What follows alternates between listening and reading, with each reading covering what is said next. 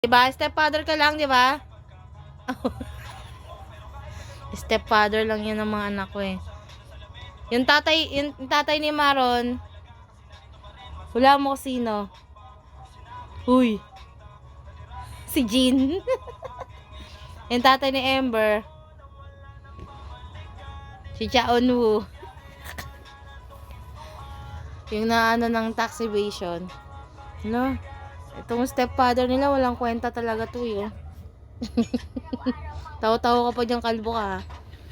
Pogi lang. Do, ambisyoso ang puto. Tingnan mo nga. Halika rito, tingnan mo. Psst. Tingnan, kitang-kita yung butas ng ilong.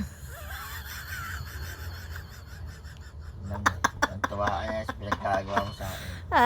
Ay, minumura mo ako sa harap ng camera. Nakakahiya ka. Ala, ay, may power finger ka pa. Koreano ka ba? Patingin nga, naka-zoom kasi. Isa pa nga. Kala ko pinapakyaro mo ako eh. Hindi kasi yan. Ganon yun, no? Hindi ganon. Marunong ka pa sa akin. Kanya-kanya yan.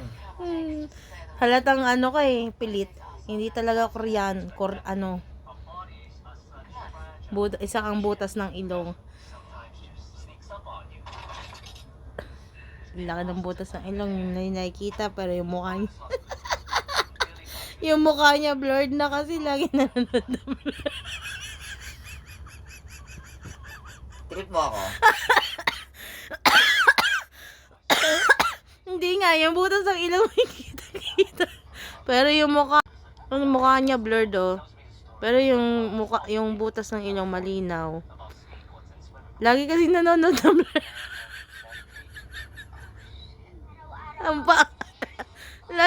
Yan, tuwa. Lalo lumaki yung butas ng ilong. Sana all malaki ang butas ng ilong. Ito naman tong isa, hindi na naman pakali. Ngel. Kumain ka na. Masarap ang ulam, masarap.